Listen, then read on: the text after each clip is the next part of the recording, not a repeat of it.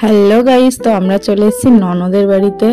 আর সকালবেলায় দেখো রান্নার মাসি চলে এসছে, আর এসেই ওনার এত তাড়াহুড়ো, এসে উনি আবার কোথায় পুজো দিতে যাবে, তাই জন্য আমার ননদকে বললো যে তুমি একটু তাড়াতাড়ি বাজার করে এনে দাও, আমি রান্না করে তাড়াতাড়ি চলে যাবো।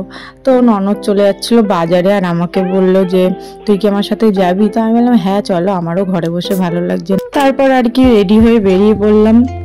তো যাই হোক, মেয়ের তো সপ্তাহে একদিন স্কুল ছুটি থাকে, স্কুল টিউশনি সবই ছুটি থাকে রবিবার। তো আমরা শনিবার রাত্রে চলে এসেছিলাম ননদের বাড়ি। আর আমরা বেশিরভাগ টাইমে মেয়ের ছুটির দিন ননদের বাড়িতেই আসি, কারণ ননদের ছেলেটাও একা থাকে, আমার মেয়েও বাড়িতে একা থাকে। ওরা আসলে দুই ভাই বোন একসাথে খেলতে পারে, আর ওরাও চলে যায় মাঝে মাঝে আমাদের বাড়িতে। তারপর চলে আসলাম আমরা নিচে, আরও আগে আগে গিয়ে আমাকে বললো তুই লিফটের গেটটা দিয়ে আয়। তো তারপর আমরা বেরিয়ে পড়লাম রাস্তায়, হাঁটতে হাঁটতে যাচ্ছি রিক্সা ধরবো বলে। আরও আমার দিকে তাকিয়ে তাকিয়ে হাসছিল, আমি রাস্তাতেও এরকমভাবে ভিডিও করছিলাম বলে।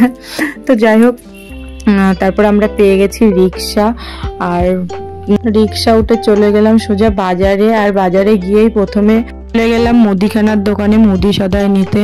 তো এই দেখো আমাদের এখানে সব মাল নেওয়া হয়ে গেছে, আর এখানে হিসাব করে আমাদেরকে দিয়েও দিল মালগুলো। তো আর ওখান থেকে আবার চলে আসলাম সবজির দোকানে, এখানে এসে লঙ্কা নিয়ে নিল।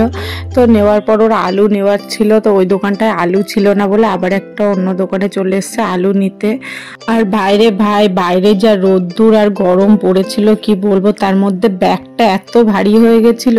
তো যাই হোক আমরা চলে গেছিলাম তারপর মাংসের দোকানে মাংস নেওয়ার জন্য। তো আমাদের মাংসটা নেওয়া হয়ে গেল। এখান থেকে আবার চলে গেছি মাছ বাজারে মাছ কিনবে বলে, মানে ওর বাজারের আর শেষ হচ্ছে না, এটা নেবে ওটা নেবে। তো তারপরে মাছ বাজারে এসে লোটে মাছ নিয়ে নিল আর কাতলা মাছ নিয়ে নিল। আর মাছ বাজারে এত গরম ছিল কি বলবো, মানে আমি পুরো ঘেমে ক্ষীর হয়ে গেছি।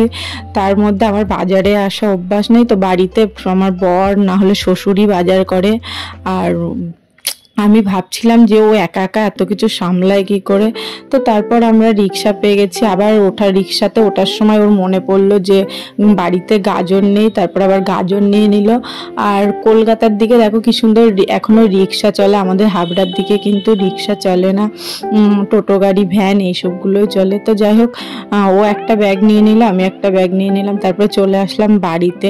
আর বাড়িতে এসেই আমার মেয়ের নালিশ শুরু হয়ে গেছে। দুই ভাই বোন দুজন দুজনকে ছেড়ে থাকতেও পারে না, আবার এক জায়গায় হলে দুজনা মানে মারামারি করে ঝগড়া করে। তো যাই হোক, এসে দেখি মাসি পরোটা আর আলুর তরকারি করে রেখে দিয়েছে সকালের টিফিনে।